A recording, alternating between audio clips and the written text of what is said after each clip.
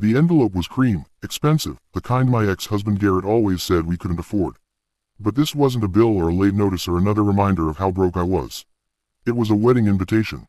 Garrett was getting married to Tessa, the woman he left me for 4 years ago, and he wanted me there to watch, to witness, to see him finally happy.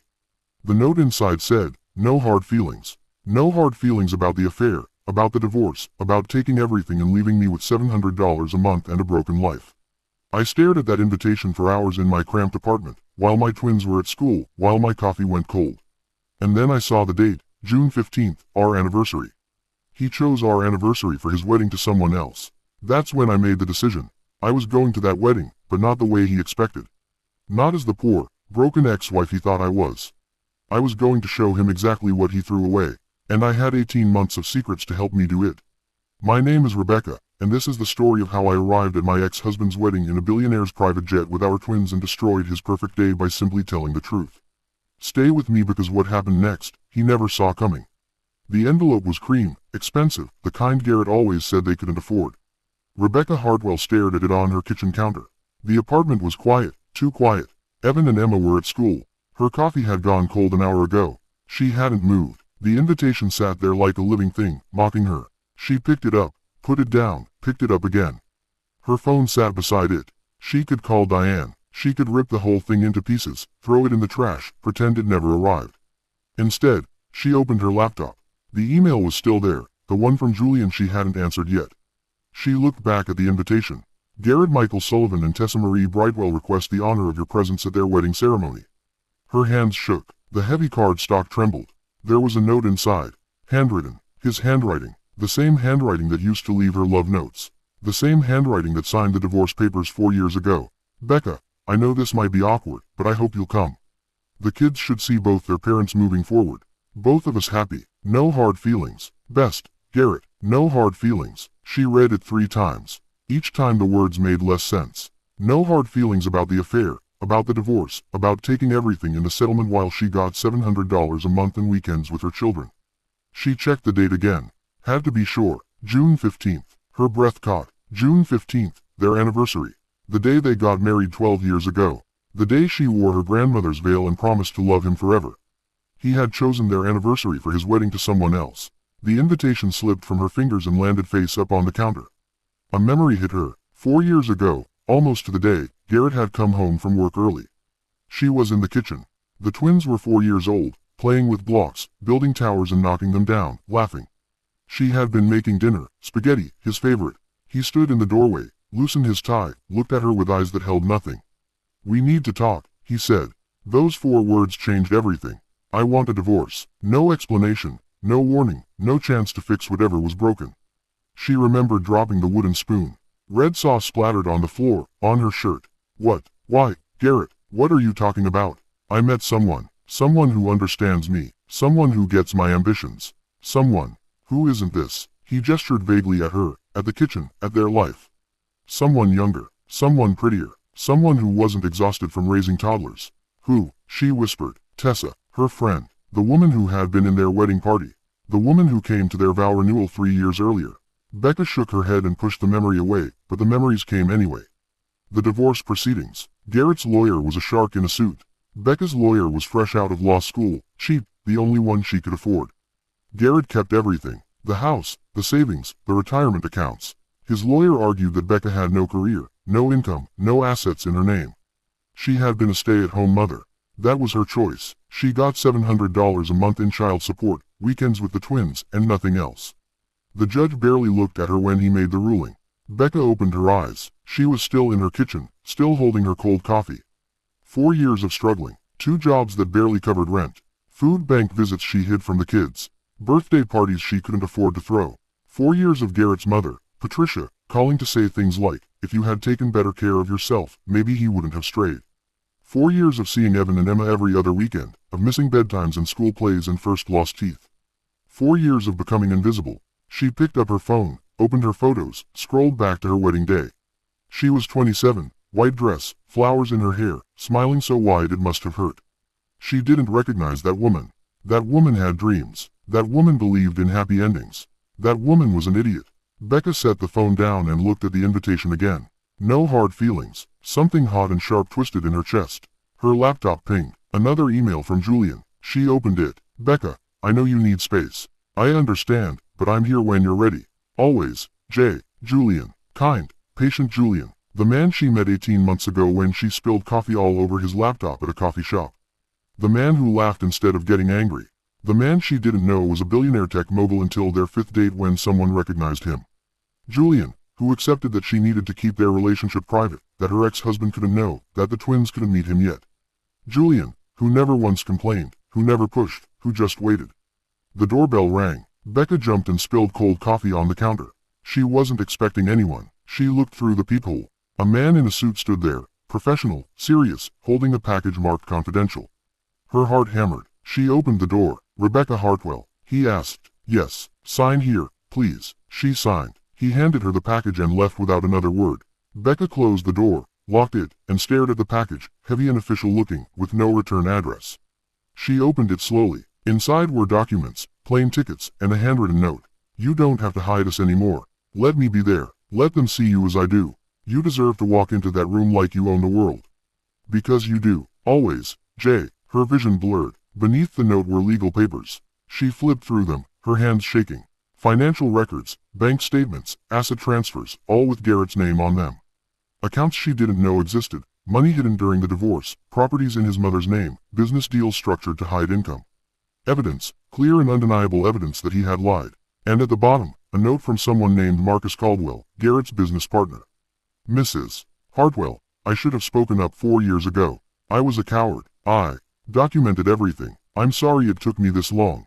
This is enough to reopen your case. Becca sat down hard on the kitchen floor. The papers spread around her. Julian had been investigating. For how long? Since they met, he had been building a case, quietly, without telling her. Her phone buzzed. A text from Diane. You okay? Haven't heard from you in a few days. Want to grab lunch? Becca stared at the message, at the invitation on the counter, at the evidence scattered on the floor. She typed back, can you come over now? I need you. 3 dots appeared immediately. On my way. 15 minutes. Becca stood up, gathered the papers, and put them back in the package. She made fresh coffee, strong, the way Diane liked it. Then she picked up the invitation one more time. No hard feelings. For the first time in 4 years, Rebecca Hartwell smiled. It wasn't a happy smile. Diane burst through the door 12 minutes later. What happened? Are the kids okay? She stopped when she saw Becca's face. What did he do now? Becca handed her the invitation without a word. Diane read it once, twice. Her face went from concerned to confused to furious. He invited you to his wedding on your anniversary. Yes, that absolute who. Diane stopped herself and took a breath. Okay, and the note, no hard feelings. Is he actually insane? I think he genuinely believes that. Of course he does. Garrett Sullivan, the man who can do no wrong. Diane tossed the invitation on the counter. Please tell me you're not going. I don't know, Diane. I really don't. Diane studied her face. Her sister always could read her. There's something else. What is it? Becca handed her the package. Diane read through it slowly at first, then faster. Her eyes got wider with each page. Holy hell, he hid all this during the divorce. Apparently. And Julian found it. Julian, you're Julian. He's not my who. Becca. He's not. It's complicated. Uncomplicated for me. Becca poured them both coffee and sat down at the small kitchen table, the one that wobbled because one leg was shorter than the others. I met him 18 months ago at that coffee shop on 7th Street. I spilled coffee on his laptop. You told me this part. He laughed. We talked. He was kind, funny, present in a way Garrett never was. Becca wrapped her hands around her mug. We started seeing each other. Nothing serious at first. Just coffee, then dinner, then I fell for him. And he fell for you. And he fell for me. But I couldn't tell anyone. Not you, not the kids, nobody. Because if Garrett found out I was dating someone, especially someone with money, he would go back to court, try to reduce child support, claim I didn't need it anymore. Diane's jaw clenched. That sounds exactly like something he would do. So we kept it secret. Completely secret. No social media, no public appearances, just us in private. And Julian was okay with that. He said he understood that I needed to protect the twins, that he could wait. Becca's voice cracked slightly. He's been waiting 18 months. And I keep pulling away. Keep pushing him back. Because I'm terrified of everything. Of him leaving. Of him realizing I'm not worth it. Of him being like Garrett. She shook her head. I know that's not fair to Julian. He's never given me a reason to doubt him. But I can't help it. Diane reached across the table and took Becca's hand. You're not the problem. You know that, right? Do I? Garrett made you think you were. He spent years tearing you down, making you small, making you think you were lucky he stayed as long as he did. But that was all lies, Becca. All of it. Becca pulled her hand back, stood up, and paced to the window. Outside, the world looked normal. People walking dogs, kids riding bikes. He said I wasn't ambitious enough, that I let myself go, that I was boring. He was cheating on you with your friend. His opinion doesn't count, but what if he was right? What if I did let myself go? What if I was boring? Becca turned to face her sister. I was so focused on the twins, on keeping the house perfect, on being the perfect wife. Maybe I forgot to be interesting. Maybe I forgot to be me. Stop it. Stop what? Stop defending him. Stop making excuses. Stop acting like you deserved what he did. I'm not. You are. You're doing it right now. Diane stood and walked over to her. Listen to me. Garrett Sullivan is a liar and a cheat and a fraud. Literally, there's evidence right there on that table. He stole from you. He hid assets. He committed a crime. And you're standing here wondering if you weren't pretty enough for him. Becca's eyes burned. She blinked hard. I just look at that woman in our wedding photos and I don't know her anymore. I don't know where she went. She's still here. She's just been beaten down for so long she forgot how to stand up. The tears came then, hot and fast and angry. Diane pulled her into a hug. Becca sobbed into her sister's shoulder. 4 years of hell, 4 years of grief, pouring out. I'm so tired, Diane. I'm so tired of struggling, of pretending I'm okay, of acting like I'm fine when I'm drowning. I know, I work 2 jobs and I still can't afford to buy the kids new shoes. I can't take them on vacation. I can't give them anything. You give them love. That's more than Garrett ever gave them. Is it enough? It's everything. They stood there in the middle of the cramped kitchen until Becca's tears slowed. Finally, Becca pulled back, wiped her face, and laughed weakly. I got snot on your shirt. I have 3 kids. I've had worse on my shirts. They sat back down. Diane refilled their coffee. So what are you going to do? Diane asked. About the invitation, about Julian, about all of this. I don't know. I have 2 choices, right? I can take this evidence to court, drag Garrett through hell, and get what I'm actually owed.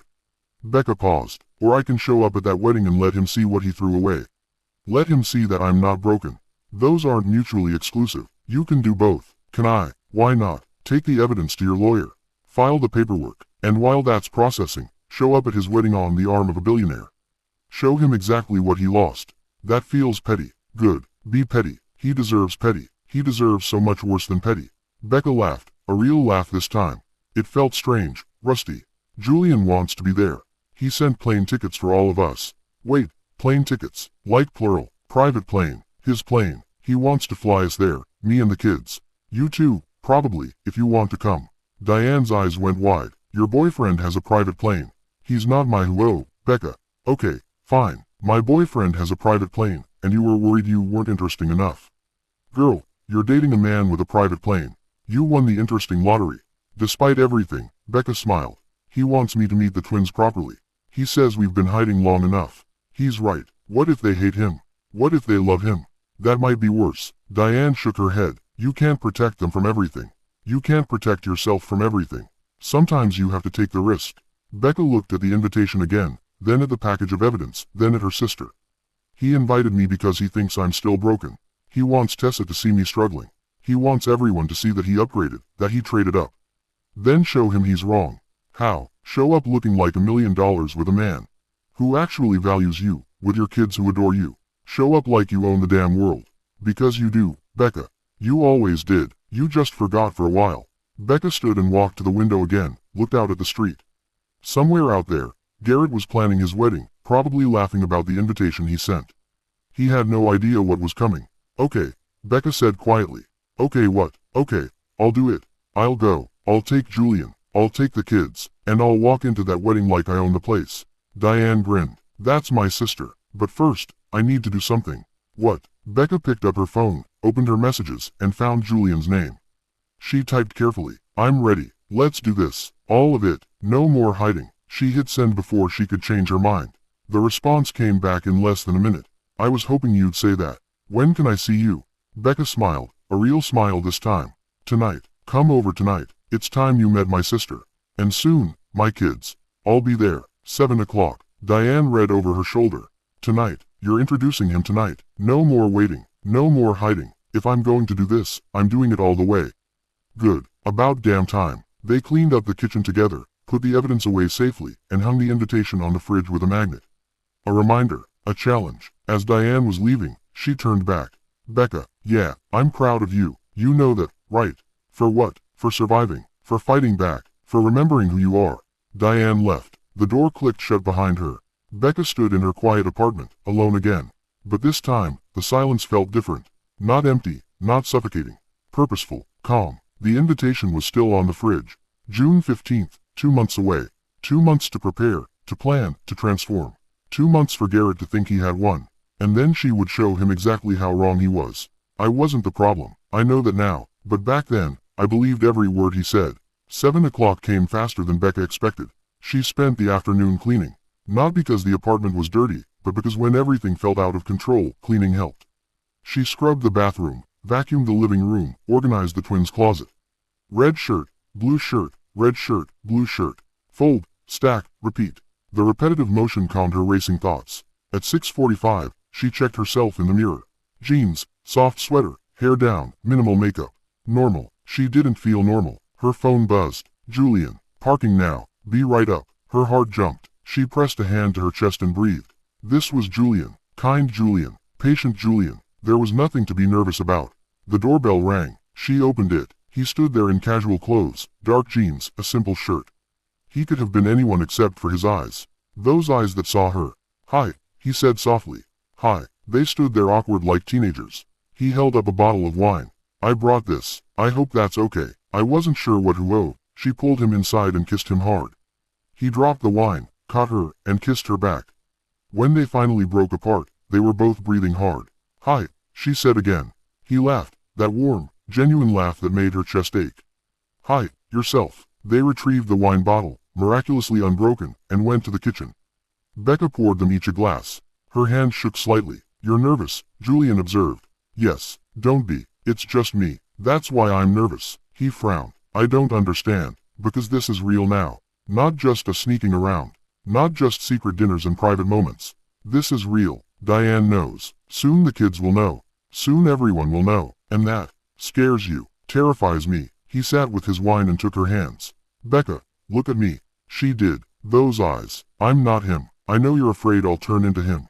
That I'll leave. That I'll hurt you. But I won't. I'm not Garrett. You say that now. I'll say it every day for the rest of my life if that's what you need to hear. She wanted to believe him. He said he loved me too. On our wedding day, at our vow renewal, every anniversary. He said all the right words and then he left anyway. So how do I trust that you won't do the same? Julian was quiet for a long moment. Then he said something she didn't expect. You don't. Not yet. Trust isn't given. It's earned. And I haven't earned yours yet. But I will. Every single day. One day at a time, until you believe me.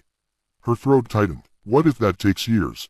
Then it takes years. What if I'm too broken? What if I can't ever trust anyone again? Then we'll figure that out together.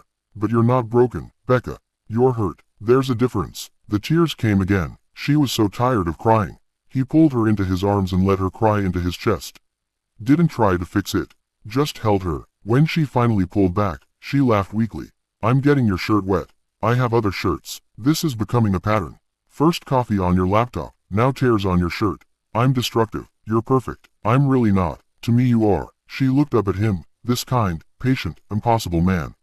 You investigated Garrett. You got evidence. You built a whole case without telling me. He had the grace to look embarrassed. I did. I'm sorry. I should have asked first. Why didn't you? Because I knew you'd tell me not to. That you'd say you didn't want to cause trouble. That you'd protect him even though he doesn't deserve it. So I did it anyway. That's pretty arrogant. Yes, it is. I'm sorry. Don't apologize. I'm not mad. She paused. I'm grateful and terrified and confused. He's everything Garrett said I didn't deserve. Successful, generous, and he treats me like I'm the extraordinary one. That terrifies me. Why? Because what if you figure out I'm not? What if you realize Garrett was right? That I'm boring and ordinary and not worth the effort? Julian cupped her face in his hands. Becca, listen to me very carefully. You are not boring. You are not ordinary. You survived 4 years of hell and came out the other side still kind, still caring, still fighting for your kids. That's extraordinary. That's heroic. I don't feel heroic. Heroes rarely do. The doorbell rang again. Becca jumped. That's Diane. Should I hide? No. No more hiding. Remember, she let her sister in. Diane took one look at them and grinned. Am I interrupting? Yes, Becca said. Good. I wanted to meet the mysterious billionaire boyfriend. Julian extended his hand. Julian Ashford, nice to meet you. Diane shook it, studied him, then looked at Becca. Okay, I approve. You can't approve after 30 seconds. Watch me. He has kind eyes. He made you smile. That's more than Garrett did in 10 years. Approved. Julian laughed. That's the fastest character assessment I've ever received. I'm efficient. Diane poured herself wine. So, the wedding. What's the plan? They sat around Becca's wobbling kitchen table, planning. I think we should go. All of us, Julian said. Becca, you, the kids, Diane, you too if you want. Oh, I definitely want. Wouldn't miss this for the world. But we need to be smart about it. Julian continued. Garrett doesn't know about me, about us. So when we show up, it needs to be impactful. Impactful how? Becca asked. Private jet. That's step one. We arrive in style, make a statement before we even walk through the door. Diane grinned. I like how you think, but that's not the main event, Julian said. He pulled out his phone and showed them something. Becca read the screen, and her eyes widened. You want to show this to Tessa's family during the wedding. Not during, after, during the reception. Discreetly. Her father deserves to know what he's investing in. Tessa's family is rich, Diane said. Very. And Garrett's business is failing. He's been embezzling, hiding losses. Her family is about to invest $1 million based on false projections. If we don't say something, they'll lose everything. Becca shook her head slowly. So this isn't about revenge. This is about protecting them. Partly, but mostly it's about the truth. Garrett's been lying to everyone. To you, to Tessa, to her family, to his business partners. Someone needs to stop him. Who else knows about the evidence? Marcus Caldwell, Garrett's business partner. He's the one who documented everything. He wants to help. He feels guilty for not speaking up during your divorce. I remember Marcus. He always seemed nice, uncomfortable around Garrett sometimes. He is. He wants to make this right. They talked for hours, made plans, revised plans. By the time Diane left, it was past midnight. Julian stood to leave too. Stay, Becca said quietly. He looked at her. Are you sure? No. But stay anyway. He stayed. They lay in her small bed, not touching, just being. Tell me about the first time you saw me, Becca said into the darkness. The coffee shop. Yes. You rushed in, hair everywhere, bag falling off your shoulder. You ordered a large coffee, black, no sugar. The barista said something and you laughed. A real laugh, not polite, just genuine. And I thought, yeah, I want to know that person. The person who laughs like that. Then I spilled coffee all over your laptop. Best coffee spill of my life. She turned to face him. Why me? You could have anyone. Models, actresses, CEOs. Why a broke single mom in a coffee shop? Because you're real. Because when I talk to you, I'm not Julian Ashford, billionaire tech mogul. I'm just Julian, just me, and you like me anyway. I do like you. That's the problem. How is that a problem? Because liking you means trusting you. And trusting you means risking everything. And I don't know if I can survive being broken again. He rolled to face her. Then don't think about forever. Just think about now, right now. Are you okay right now? Yes. Then that's enough. We'll worry about tomorrow when it comes. She kissed him, soft and gentle, full of promise and fear and hope. When they fell asleep, she dreamed of weddings, of cream-colored invitations, of walking into a room full of people who expected her to be small, and of walking in tall instead. I have a choice. Take the evidence to court and drag him through hell, or show up at that wedding and let him see what he threw away. Both feel like justice. Neither feels like enough. The next 2 weeks passed in a blur. Becca filed the paperwork, took the evidence to her lawyer, and started the process to reopen her divorce case. Her lawyer, a sharp woman named Jennifer Martinez, looked through everything with widening eyes.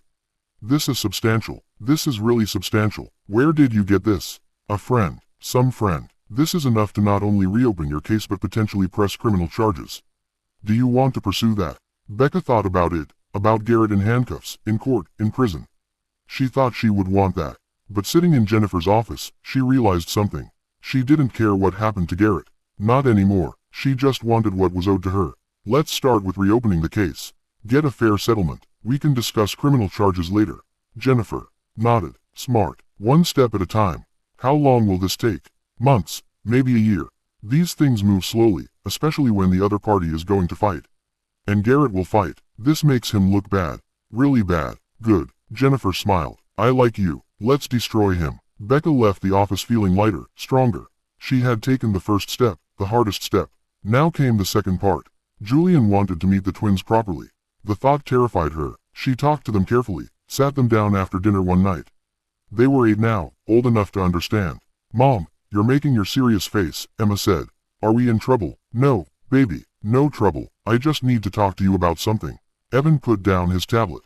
Is it about Dad? No. Well, sort of, but mostly about me. Okay. They looked concerned. I have a friend, a good friend, someone I've been seeing for a while, and he wants to meet you, if that's okay. Silence. Then Evan asked the question she had been dreading. Is he your boyfriend? Because Dad says you'll never find anyone as good as him. The words hit like a slap. Becca kept her face neutral, calm. Your dad said that? Yeah, he said you're too who I don't know. He used words I didn't understand, but he said no one would want to date you. Emma nodded. He said you didn't take care of yourself. That's why he left, because you got lazy. Becca's hands clenched in her lap under the table where they couldn't see. She wanted to scream, to rage. Instead, she breathed. Your dad is wrong. I didn't get lazy. I was taking care of you too. And that was hard work. Really hard work. Harder than any job I've ever had. We know that, Emma said quickly. We know you work hard. And as for my friend, his name is Julian.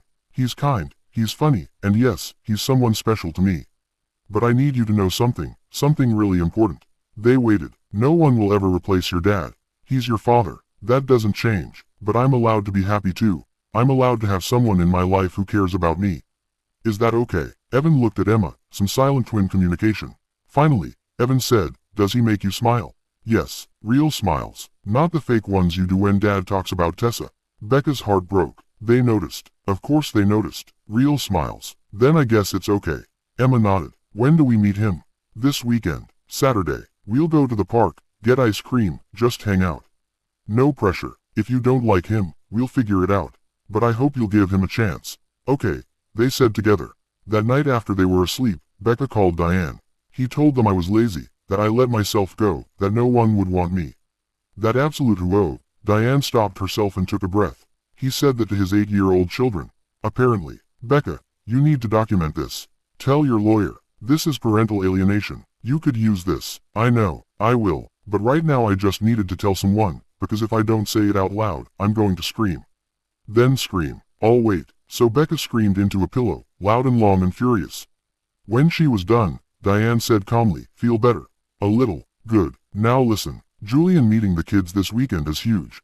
It's the right move, but you need to prepare yourself for what? For them to love him. Because if they love him and he leaves, it'll break them.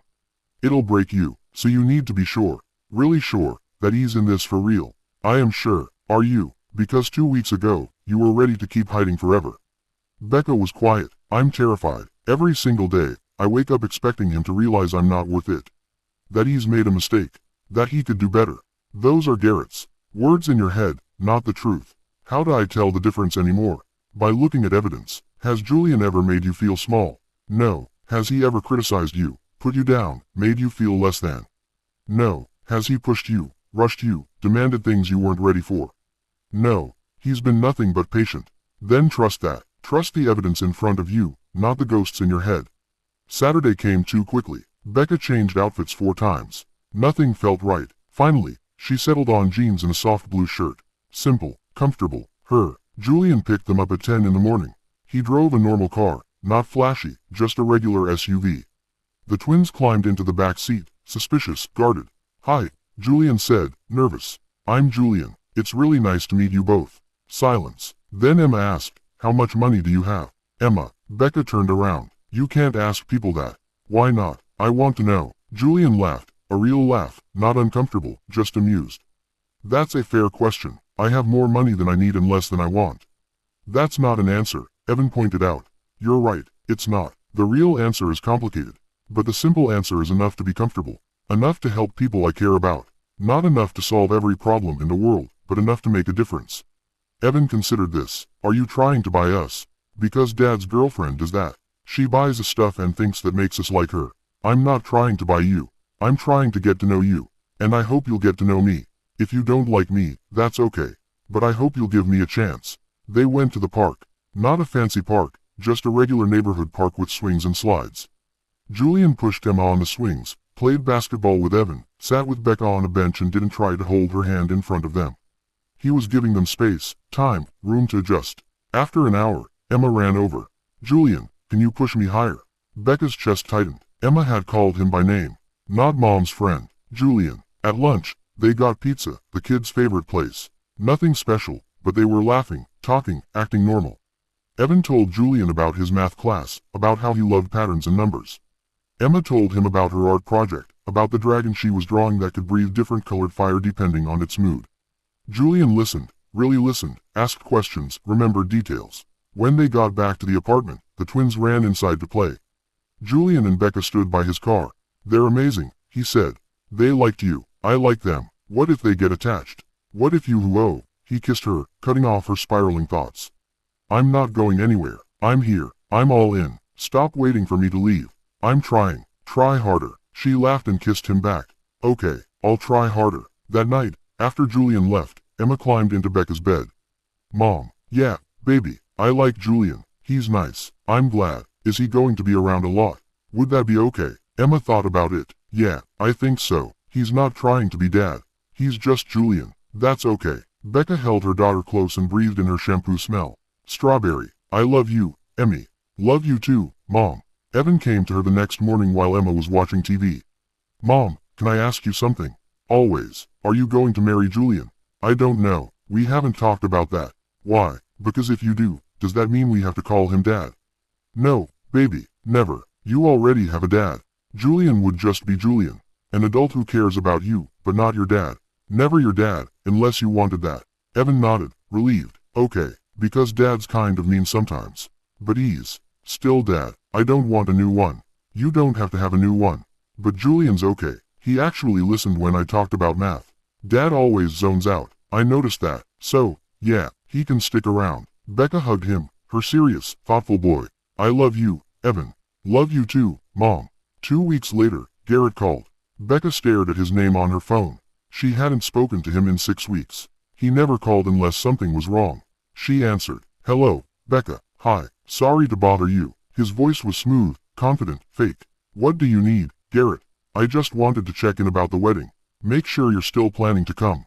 Tess has been asking. I'm coming. Great. That's great. And just who I know money's tight. The invitation says formal wear, but if you need to wear something simpler, that's totally fine. No one will judge. Her blood boiled slowly, steadily. I'll be appropriately dressed. Of course. I wasn't suggesting who I just meant who. I know what you meant, Garrett. Silence on his end. Well, okay then. See you on the 15th. See you then. She hung up, grabbed her phone, and texted Diane. He just called to tell me it's okay if I can't afford a nice dress. Diane's response came instantly. Oh, he's going to regret that. Then she texted Julian. Are you sure about this? About all of it. His response came immediately. I've never been more sure of anything. Even the jet, especially the jet. She smiled, put her phone down, and looked at the calendar. Counted the days. 4 weeks until the wedding. 4 weeks until Garrett Sullivan learned the biggest lesson of his life. She did what she always did when overwhelmed. She reorganized the kitchen drawers at midnight. Forks, knives, spoons. Order from chaos. 2 weeks before the wedding, everything changed.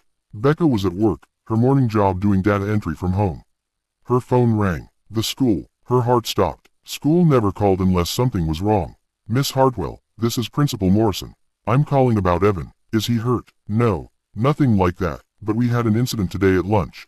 Could you come in? She was there in 20 minutes. Evan sat in the principal's office. His lip was bleeding. His knuckles were scraped. Another boy sat across from him, crying. What happened? Becca asked. Principal Morrison sighed. There was a fight. Evan hit Tyler. Evan doesn't hit people. I know. That's why I called you instead of suspending him outright. But he did hit Tyler. Hard. Tyler's nose might be broken. Becca looked at her son, her quiet, gentle son who organized his toys by color. Why? She asked him directly. Evan looked at the floor. He said something. What did he say? He said you were a gold digger. That you were dating a rich guy for his money. That everyone knows you're broke and desperate and you're probably who. He stopped. I can't say the rest. It's bad words. The other boy's mother burst into tears. Tyler, why would you say that? Tyler sniffled. Dad said it last night. He said Garrett Sullivan's ex-wife was dating some billionaire now, and everyone knows she's just after his money. He said it at dinner. I just repeated it. The room went silent. Becca's vision tunneled. Who's your father? Mark Richardson. He works with Mr. Sullivan. Of course he did. Of course Garrett had told everyone. She knelt in front of Evan and took his face in her hands. You defended me. He was lying about you. I know, but we don't hit people, even when they lie. But number. I know you were angry. I know you wanted to protect me. But violence isn't the answer.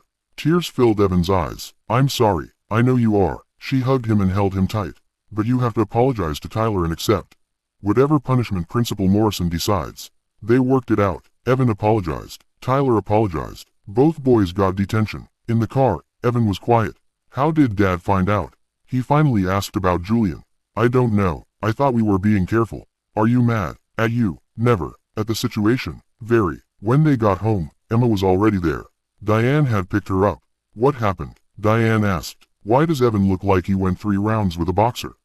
He defended my honor with his fists. Diane looked at Evan. My man. Diane, don't encourage him. I'm not encouraging violence. I'm commending the sentiment. That night, after the twins were in bed, Becca called Julian. Garrett knows about us. How? I don't know, but he's telling people I'm a gold digger, that I'm using you for money. Julian was quiet for a moment. Does that bother you? What he's saying? Yes. No. I don't know. It bothers me that Evan got into a fight over it. That people are talking about us, about me. Becca, people are going to talk no matter what. If you're with me, they'll say you're after money. If you're alone, they'll say you're bitter and pathetic. If you date someone poor, they'll say you have no ambition. You can't win, so stop playing their game. It's not that simple. It is exactly that simple. The only opinion that matters is yours and your kids and maybe your sister's. Everyone else can think whatever they want. It doesn't feel like enough. Then what would be enough? She thought about it, really thought about it. I want him to see not just that I'm with you, but that I'm okay. That I survived, that I'm stronger without him. Then that's what we'll show him.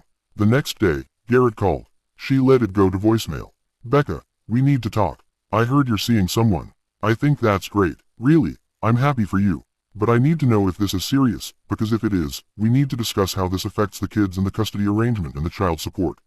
Call me back. She deleted the message and called her lawyer instead.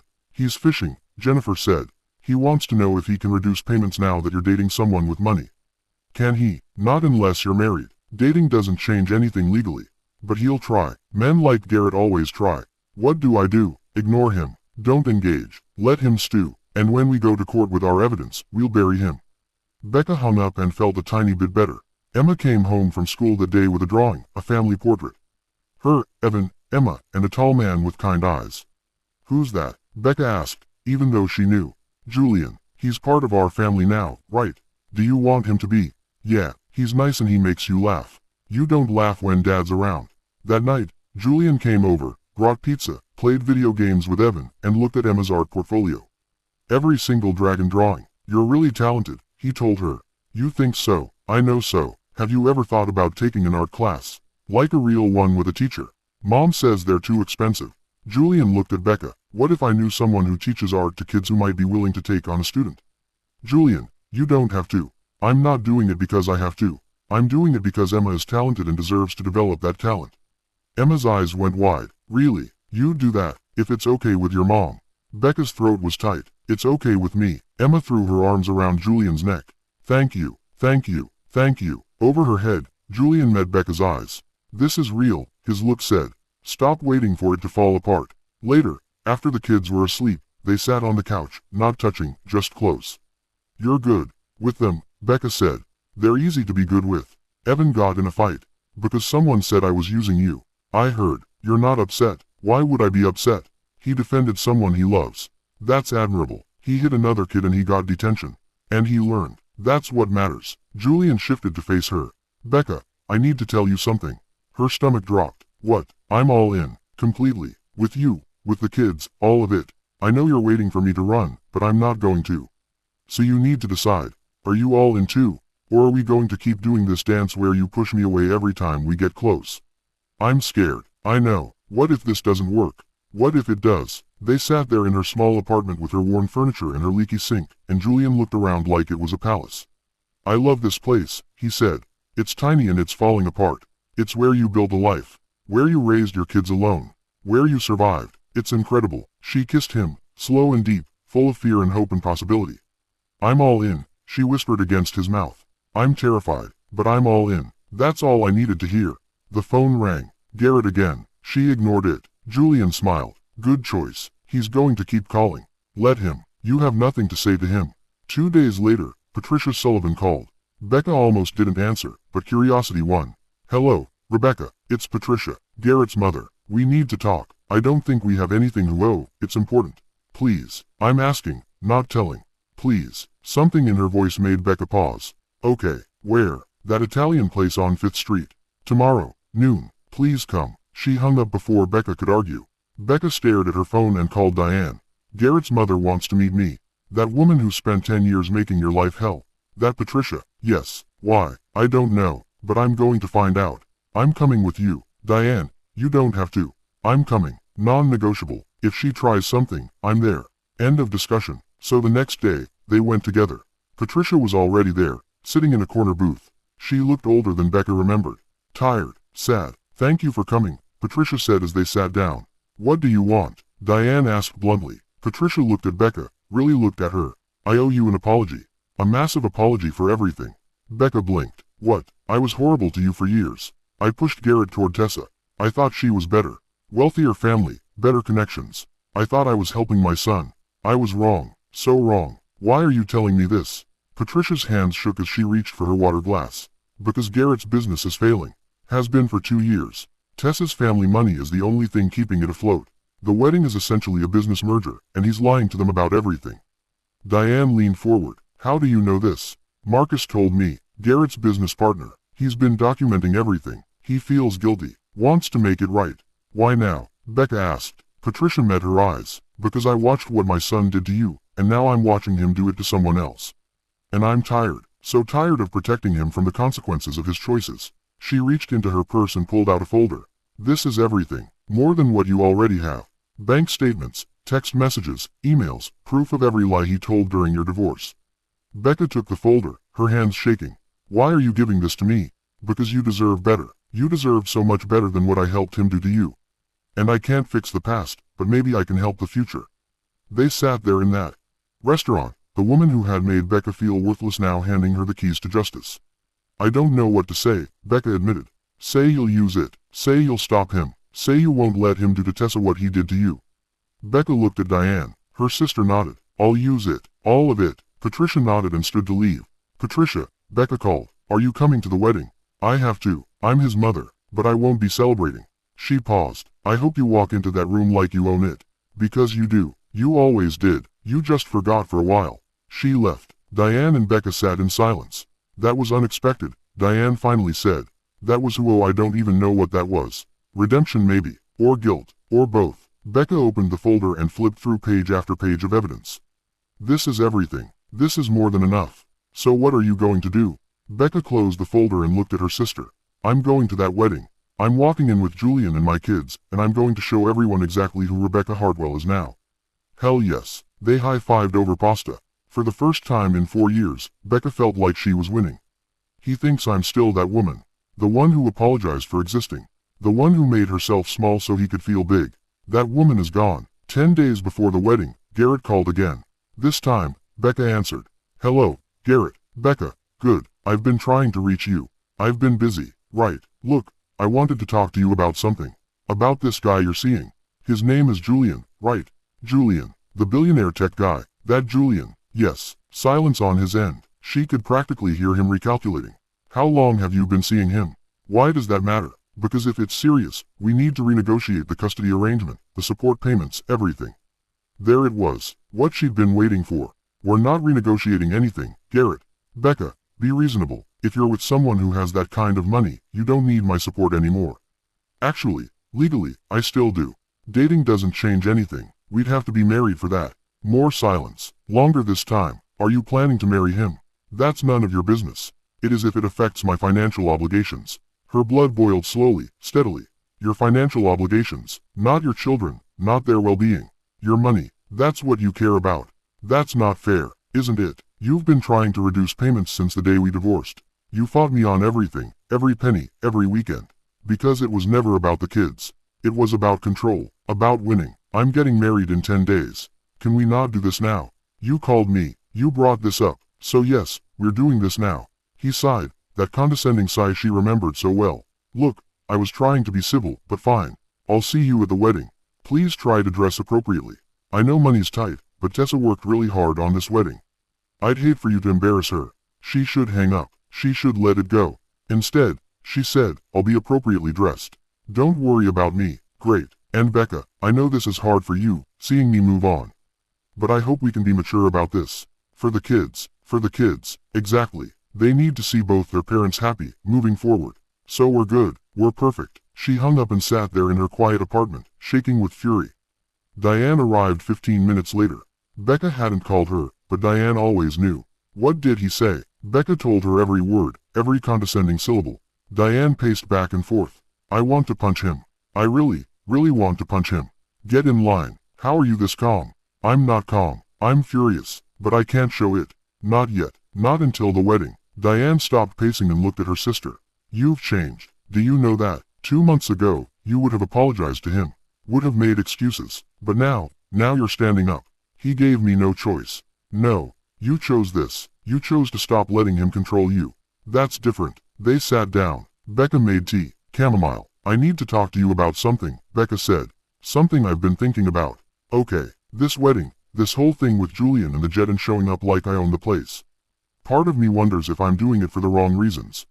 What do you mean? Am I doing this to be free? Or am I doing this for revenge? Diane considered. Does it have to be one or the other? Doesn't it? I don't think so. I think you can want both. You can want to be free of his control and also want him to see that you're okay, that you survived, that he didn't break you. But what about Tessa? She's collateral damage in all this. She's marrying a liar, a fraud, and we're going to expose him at her wedding. That feels cruel, so don't think of it as exposing him. Think of it as saving her.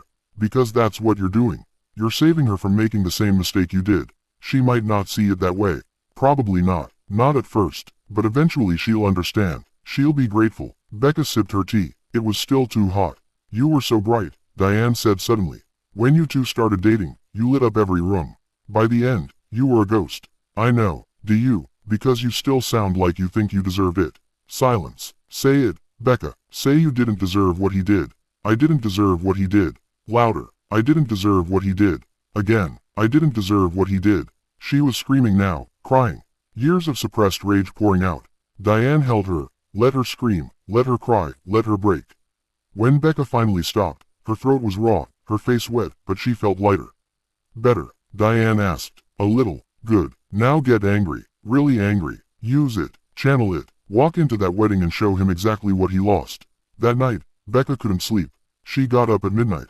The apartment was silent. She started cleaning the kitchen, the bathroom, the living room, baseboards, windows, behind the fridge. When everything felt out of control, clean something, anything. She scrubbed until her hands hurt, until her back ached, until the sun started to rise. The apartment was spotless. She was exhausted, and she still had 10 days to go. Julian called at 7 in the morning. Did you sleep? How did you know I didn't? Because I know you. What's wrong? Garrett called yesterday. He wants to renegotiate child support because I'm dating you. Of course he does. And he told me to dress appropriately because money's tight and he doesn't want me to embarrass Tessa. Julian was quiet. Then he said, give me his number. What? No. Why? Because I'm going to call him and tell him exactly what I think of him. Julian, no. That's not who. Oh, Becca, he doesn't get to talk to you like that. He doesn't get to make you feel small. Not anymore. This is my fight. Mine. I need to handle it. You don't have to handle it alone. I know, but I need to handle it myself. Does that make sense? He sighed. Yes, it makes sense.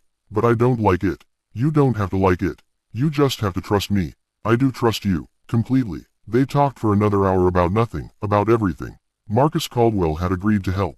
He would be at the wedding. He would approach Tessa's father during the reception and show him the evidence. It was risky. It could backfire. But it was the right thing to do. 8 days before the wedding, Patricia called again. Rebecca, I'm sorry to bother you, but I need to tell you something. What? Garrett knows something's wrong. He keeps asking me about money, about the business, about Marcus. He's suspicious. Did you tell him anything? No, of course not. But he's paranoid now. He's watching everything, everyone. Be careful at the wedding. He's going to be on alert. I'll be careful. Thank you for warning me. Rebecca, one more thing. Yes, I'm proud of you, for standing up, for fighting back, for being stronger than I ever was. She hung up before Becca could respond. 5 days before the wedding, the twins asked about it. Are we really going to Dad's wedding? Emma asked. Yes. Why? Because he invited us, and because you should see both your parents happy. Are you happy? Evan asked. I'm working on it. Is Julian coming? Yes. Good. I like Julian. Emma nodded. Me too. He doesn't talk to us like we're babies. He talks to us like we're real people. Dad does that sometimes, Evan said loyally. Sometimes, Emma agreed, but Julian does it all the time. Becca's heart ached. Her kids deserved better, but they were resilient, strong, kind. They would be okay. 3 days before the wedding, Becca got the dress. Diane took her shopping to a store Becca couldn't normally afford. "We're doing this right," Diane said. No arguments. The dress was emerald green, the color Garrett always said made her look washed out. She looked stunning. "Oh, hell yes," Diane said when Becca walked out of the dressing room. "That's the one. It's too expensive. It's perfect. And Julian already paid for it." "What? When?" "Last week. He called me, told me to take you shopping, said to get whatever you wanted. His treat. I can't accept who oh, yes, you can. Stop fighting it. Let someone take care of you for once." Becca looked at herself in the mirror, at the woman staring back at her. She looked confident, strong, beautiful. She looked like someone who belonged. For the first time in 4 years, she recognized herself. "Okay, I'll take it." 2 days before the wedding, Garrett sent a text. "Thank you for being mature about this. It means a lot. The kids are lucky to have you as a mom." Becca read it 3 times. Then she smiled. She replied, "See you Saturday." Short, simple, calm. He had no idea what was coming, and that was exactly how she wanted it. "I spent so long trying to be enough for him. I never realized I was always enough. He was the one who wasn't." The night before the wedding, Becca couldn't breathe. 2 in the morning, she sat on the bathroom floor, back against the tub, chest tight. Panic attack. She recognized it now. She tried to breathe. In for 4, hold for 7, out for 8. It didn't work. Her phone was on the sink. She could call Diane, could call Julian. But this was hers to handle. Her fear, her doubt, her panic. What if this was a mistake? What if showing up at Garrett's wedding with Julian made everything worse? What if the twins got hurt in the crossfire? What if she was using Julian? What if Garrett was right and she was just a gold digger? What if she wasn't strong enough? What if she failed? The thoughts spiraled faster and faster. She pressed her forehead to her knees and counted. 1, 2, 3, 4. Her phone buzzed. She jumped. A text from Julian. "Can't sleep either. Thinking about you. About tomorrow. About how proud I am of you." She stared at the screen. Tears blurred her vision. She typed back with shaking hands. "I'm terrified." His response came immediately. "I know, but you're not alone. I'm here. Diane's here. The kids are here. You're surrounded by people who love you. What if I'm not ready?" "You are. You've been ready for years. You just didn't know it." She wanted to believe him. Her phone rang. Julian's name lit up the screen. She answered. "Hi," she whispered. "Hi." His voice was soft, warm. "I heard the panic in your text. Talk to me. I don't know if I can do this." "Yes, you can. But what if who oh, no what ifs. Just facts. Fact, you survived 4 years of hell. Fact, you raised 2 incredible kids basically alone. Fact, you rebuilt your life from nothing. Fact, you're the strongest person I know. I don't feel strong, because you're human. Humans get scared, but strength isn't the absence of fear. It's moving forward despite it." She was quiet, listening to him breathe on the other end of the line. "Tell me something," she finally said. "Anything. Why me? Really? Not the coffee shop story, not the surface answer. Why did you choose me?" He was quiet for a long moment. "Do you want the truth?" "Always. Because the first time I saw you, you were exhausted, frazzled, clearly overwhelmed. And when the barista made a joke, you laughed anyway. A real laugh, despite everything. And I thought, that's who I want to know. The person who can find joy even when everything's hard. The person who keeps going. The person who survives." She closed her eyes. More tears came. "I'm a mess, Julian. You're human. There's a difference. What if tomorrow's a disaster? Then it's a disaster, but you'll survive it, like you've survived everything else. How do you have so much faith in me? Because I see you, really see you. Not the version Garrett tried to create. Not the version you think you should be. Just you. And you're magnificent." She laughed weakly. "That's a strong word. It's the right word." They talked until the sky started to lighten, until her panic faded, until her breathing evened out. "Thank you," she said finally. "For what?" "For not letting me spiral alone. Always. Now go try to sleep. Big day tomorrow. Big day tomorrow." She hung up, climbed back into bed, and stared at the ceiling. Sleep didn't come, but the panic was gone. At 6 in the morning, she got up, made coffee, and sat at her kitchen table. The invitation was still on the fridge, mocking her. She took it down and looked at it one last time. No hard feelings. She laughed. Actually laughed. Garrett had no idea what feelings she had. None. Because he'd never bothered to ask. Diane arrived at 8 carrying coffee and pastries in an overnight bag. "Okay," she said. "We're doing this. Full glam. Hair, makeup, nails, everything. Diane, that's too much. Nothing is too much for today. Today you show him what he lost. Today you walk in like a queen. I feel more like a court jester. Then fake it till you make it. By the time we're done, you'll believe it. They spent the morning transforming. Hair styled, makeup perfect, nails painted a deep red. When Diane was done, Becca looked in the mirror. She almost didn't recognize herself. She looked powerful, confident, beautiful. Holy hell, Diane breathed. You look incredible. I look like someone else. You look like yourself, the yourself you forgot existed. The twins came home from their sleepover with Diane's kids. They stopped in the doorway. Mom, Emma said, you look like a princess. You look pretty, Evan agreed shyly. Thank you, babies. Now go get ready. We have a wedding to attend. They scrambled to their rooms. Diane helped Becca into the emerald dress and zipped it up. Becca turned and looked at herself. The woman in the mirror was unrecognizable and completely familiar all at once. You ready? Diane asked. No, but I'm doing it anyway. That's my girl. Julian arrived at 1 o'clock in a suit, looking like he belonged on a magazine cover. He stopped when he saw Becca. Just stared. What? She asked nervously. Is it too much? You're stunning. Absolutely stunning. The twins came out. Emma in a pale blue dress, Evan in a little suit. Julian knelt down. You two look amazing. You look good too, Emma said. Thanks, Julian, Evan added. They piled into the SUV and drove to the private airport. The twins had never been to an airport like this. Small, exclusive, where the wealthy kept their planes. Whoa, Evan breathed. A plane, a real plane, Emma squealed. Julian's pilot met them, friendly and professional. The jet was smaller than Becca expected but luxurious. Leather seats, polished wood. The twins explored every inch, pressed every button, asked a million questions. Becca sat by the window and watched the ground fall away as they took off. You okay? Julian asked quietly. Ask me after. Fair enough. During the flight, Diane made them all laugh with stories, kept the mood light. But Becca's stomach was in knots. In 2 hours, she would walk into Garrett's wedding. In 2 hours, everything would change. Marcus Caldwell texted Julian, confirmed he was at the venue, had the evidence ready, and would approach Tessa's father during the reception. It was all set. No turning back now. The jet landed. SUVs were waiting, black, sleek, expensive. The twins were giddy. This is the coolest thing ever, Emma said. Wait till Dad sees us, Evan added. Becca's heart clenched. This wasn't about revenge. Not really. It was about truth, about justice, about protecting Tessa from the same fate. I could hate her. I did for years. But she's just another woman he's using. The pattern doesn't end until someone breaks it. They drove to the venue, an estate outside the city. Rolling lawns, white tents, flowers everywhere. The kind of wedding Garrett always said they couldn't afford. Here we go, Diane said. Here we go, Becca echoed. The SUVs pulled up to the entrance. Other guests were arriving in regular cars. They all turned and stared. The doors opened. Julian stepped out first, then he helped Becca. She stood, emerald dress catching the afternoon light, hair perfect, head high. Diane followed, then the twins.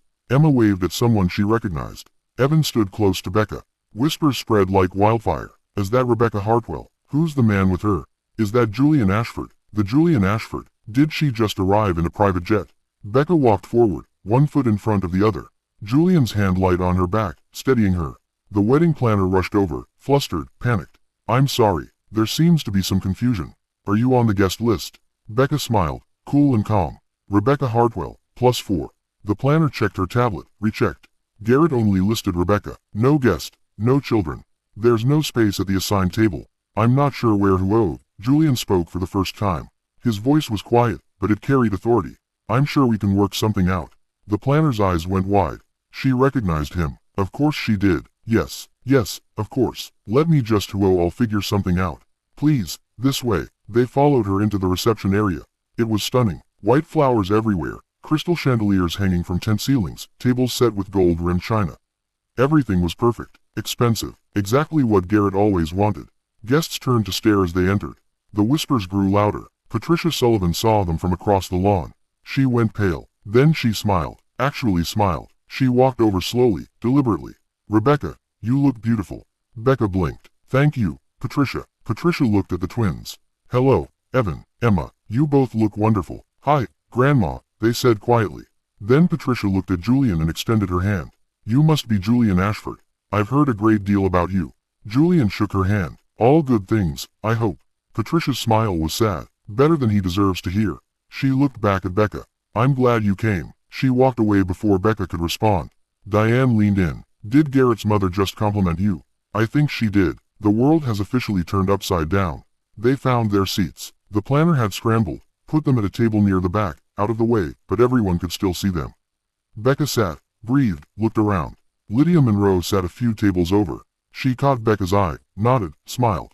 Another ally, another person who knew the truth. The ceremony was about to begin. Guests filed to their seats. Garrett appeared, walking toward the altar in a tuxedo, tanned, hair perfectly styled. He looked confident, happy, like a man who had everything. He glanced toward the back and saw them. His face went through several emotions in rapid succession. Shock, confusion, anger, calculation. His eyes locked on Julian.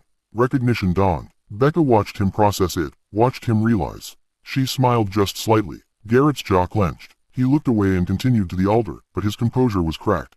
Becca could see it. Music started. The bridal march. Everyone stood. Tessa appeared. Beautiful, young. Her dress probably cost more than Becca's car. She walked down the aisle, smiling, radiant. Becca felt a pang of something. Not jealousy, pity. This poor girl had no idea what she was marrying.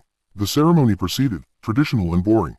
The officiant droned on about love and commitment and forever. Becca watched Garrett's face. He kept glancing back at her, at Julian, at the twins. He was distracted, uncomfortable. Good. Vows were exchanged. Garrett's voice shook slightly. He stumbled over the words. Do you, Garrett Michael Sullivan, take this woman? I do. Too quickly. Too eager to be done. Tessa looked at him, concerned. The officiant continued. Do you, Tessa Marie Brightwell? I do, Tessa said softly. I now pronounce you husband and wife. You may kiss the bride. They kissed briefly, awkwardly. The guests applauded. Becca clapped politely. The twins fidgeted beside her. It's almost over, she whispered to them. Can we go home soon? Evan asked. Soon, baby, soon. The next morning, her phone rang. Unknown number. She almost didn't answer. Hello, Mrs. Hartwell. This is Tessa Brightwell. Or I guess just Tessa now. Becca sat up. Oh, hi. I'm sorry to bother you. I got your number from Garrett's phone. I hope that's okay. It's fine. Are you okay? Tessa laughed bitterly. Not even a little bit. But I wanted to call to say thank you. Thank you for telling the truth. My father showed me everything. The financial fraud, the hidden assets, the lies, all of it. I had no idea. I'm sorry you had to find out like that. At your wedding. Better than finding out 5 years from now after I'd wasted more of my life, after we had kids. She paused. You tried to warn me, didn't you? 4 years ago, when Garrett and I started seeing each other. I did. You didn't want to hear it. I know. I thought you were just bitter, jealous. I'm sorry. You don't need to apologize to me. Yes, I do. I was horrible to you. I helped destroy your marriage. I knew he was married. I didn't care. I thought I was special. That he loved me in a way he didn't love you. And now you know the truth. Now I know the truth. He doesn't love anyone. Not really. He just uses people. And when they stop being useful, he moves on. I'm sorry, Tessa. I really am. Me too. Tessa's voice broke. I have to go. My father's lawyers are handling the annulment. But I wanted you to know who you saved me from making the same mistakes you did. Thank you. She hung up. Becca sat there, phone in hand, staring at nothing. Julian came out of the bedroom. Everything okay? That was Tessa. She called to say thank you for ruining her wedding. For saving her from her marriage. Good. Sad. Relieved. All of it. That sounds about right. She leaned against him and breathed. 3 months later, everything had changed and nothing had changed. The divorce settlement came through.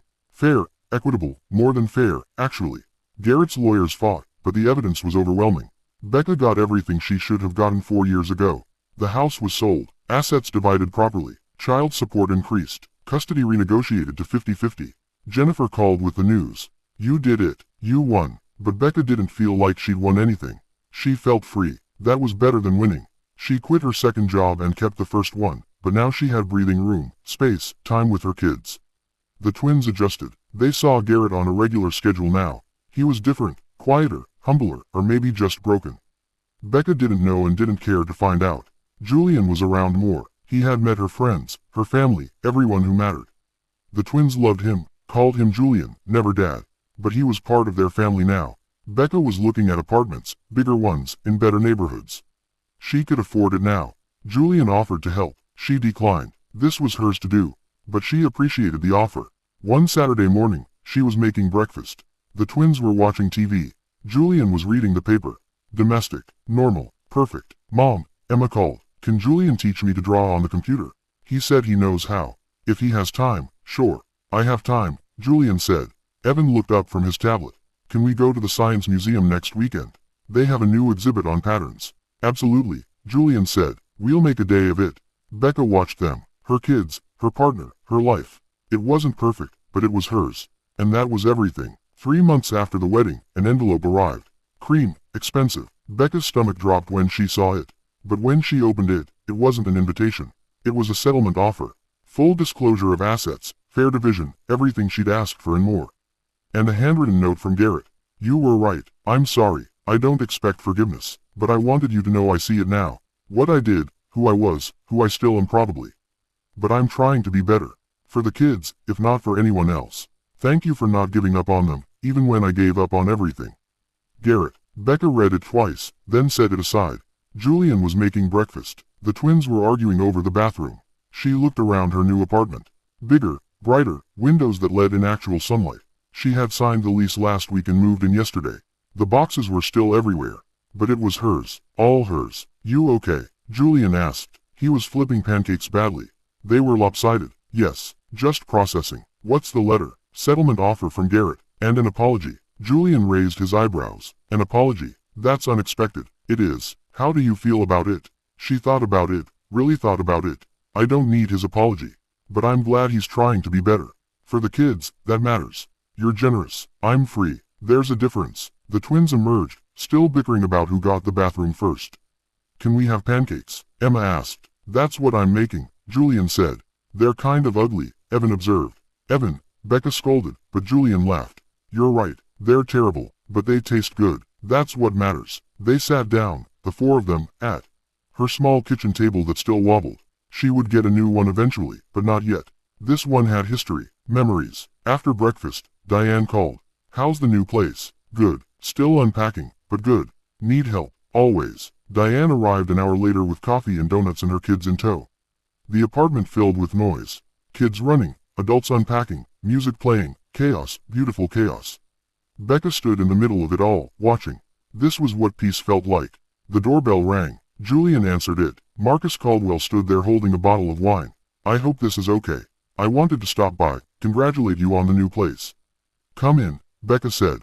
You're always welcome. Marcus came in, looked around, and smiled. You did it. You really did it. We did it. You were part of this too.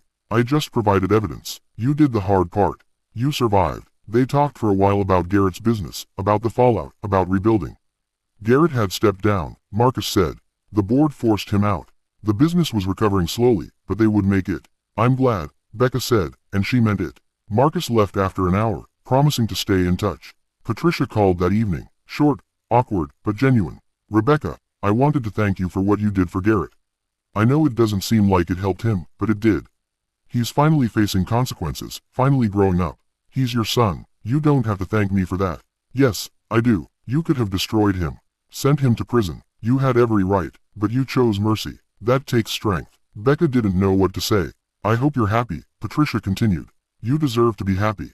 I'm working on it. Good. That's good. Patricia hung up. Becca stared at her phone, amazed. The world had turned upside down. That night, after the twins were asleep, Becca and Julian sat on her new balcony. Small, but it overlooked a park. Trees, grass, open space. She had never had a balcony before. Tell me something, she said. Anything. Do you ever regret it? Getting involved with me, with all my chaos? Never. Not for a second, even when you were pushing me away. Especially then, because that's when you needed someone the most. She leaned against him and breathed in his scent. Soap and coffee and home. I love you, she said. First time she'd said it out loud. First time she'd admitted it to herself. I love you too. He had said it before, many times. But hearing it now felt different. Real, solid, true. They sat there in the quiet, watching the sun set. What do you want? He asked. For the future. For us. Honestly. This. Just this. You. The kids. Peace. Normal. Boring days where nothing dramatic happens. That sounds perfect. It does, doesn't it? They went inside to bed, to sleep. But before she fell asleep, Becca checked her phone one more time. A text from Tessa. Just wanted you to know I'm okay. Better than okay, actually. I'm going back to school. Art history. Something I always wanted to do but never had time for. Thank you for showing me I could start over. That it's never too late. Becca smiled and typed back. You're going to do amazing things. I believe in you. She set her phone down, closed her eyes, and realized something. She had spent 4 years waiting for Garrett to see her value. But the truth was, his opinion never mattered. The only opinion that mattered was her own. And she finally saw herself clearly. Not as someone's ex-wife, not as someone's mother, not as someone's girlfriend. Just as herself. Rebecca Hartwell, 38 years old, survivor, fighter, mother, partner, friend. Imperfect, flawed, scared sometimes. But enough, always enough. She fell asleep smiling and dreamed of open roads. Epilogue. 1 year later, Becca stood in her kitchen. Not the cramped one from her old apartment. A real kitchen in a real house. She had bought it 6 months ago with her settlement money. Her money, earned, deserved. 3 bedrooms, 2 bathrooms, a backyard where the twins could play. It wasn't huge, it wasn't fancy, but it was hers. The twins were in the backyard playing with the new puppy, a golden retriever named Sunshine. Emma's choice. Julian was at the stove actually cooking. He had gotten better. The pancakes were no longer lopsided. Diane was setting the table for a family dinner. Everyone coming, all the people who mattered. Mom, when's dinner? Emma called from outside. 20 minutes, Becca called back. She looked around at her life, at her people, at her home. They say the best revenge is living well. But that wasn't quite right. The best revenge wasn't revenge at all. It was realizing you didn't need it. It was building a life so full, so complete, so genuinely happy that the past couldn't touch it. It was understanding that the person who hurt you no longer had power because you took it back. Garrett had texted last week asking if the kids could come to his birthday party. He was turning 41. Wanted to celebrate with them. Becca said yes, of course. They were his kids too. She didn't hate him anymore. Didn't love him. Didn't think about him much at all. He was just someone she used to know. Someone who helped teach her one of life's most important lessons. Your worth was never defined by those who couldn't see it. The doorbell rang. I'll get it, Julian said. It was Patricia and Lydia and Marcus and Jennifer, her lawyer who had become a friend. Her tribe, her people, they filled the house with laughter and stories and warmth. Dinner was chaotic, kids talking over each other, adults telling jokes, wine flowing, food disappearing. Perfect, messy, real. After dinner, Emma climbed into Becca's lap. Too big for lap sitting. But Becca didn't care. Mom, Emma said. Yeah, baby, are you happy? Becca looked around at Julian doing dishes, at Evan showing Marcus his math project, at Diane laughing with Jennifer, at her full, loud, chaotic house. Yes, baby, I really am. Good, me too. That night, after everyone left, after the kids were asleep, Becca found herself in the bathroom. Same position as a year ago, sitting on the floor with her back against the tub. But this time, she wasn't panicking. She was crying, but they were good tears. Healing tears. Julian found her there and sat down beside her. Didn't ask, just sat. I made it, she finally said. You did. I survived. You did more than survive. You thrived. She leaned her head on his shoulder and breathed. Thank you, she whispered. For what? For seeing me when I couldn't see myself. Always. They sat there on the bathroom floor in their imperfect house with their imperfect lives. And Becca realized something. This was it. This was everything she had been searching for. Not revenge, not vindication, not even justice. Just peace, just love, just freedom, just herself. And that was always enough. So that's my story. The day I stopped being invisible. The day I took my power back. If this story resonated with you, if you've ever felt small or worthless or forgotten, I want you to know something. You're not alone, and you're stronger than you think. If you enjoyed this journey with me, please hit that like button. It helps more people find these stories, people who need to hear them. Drop a comment below and tell me, have you ever had a moment where you stood up for yourself? Where you finally said enough? I read every single comment and I love hearing your stories. And if you want more stories about survival, strength, and second chances, subscribe to the channel and turn on notifications. I share new stories every week. Real struggles, real transformations, real hope. Share this video with someone who needs to hear it. That friend who's going through a divorce, that sister who's rebuilding her life, that woman who forgot she's powerful. Your support means everything. Every like, every comment, every share helps build this community of survivors. Thank you for listening. Thank you for being here. And remember, your worth was never defined by those who couldn't see it. Until next time, keep fighting, keep surviving, keep thriving. You got this.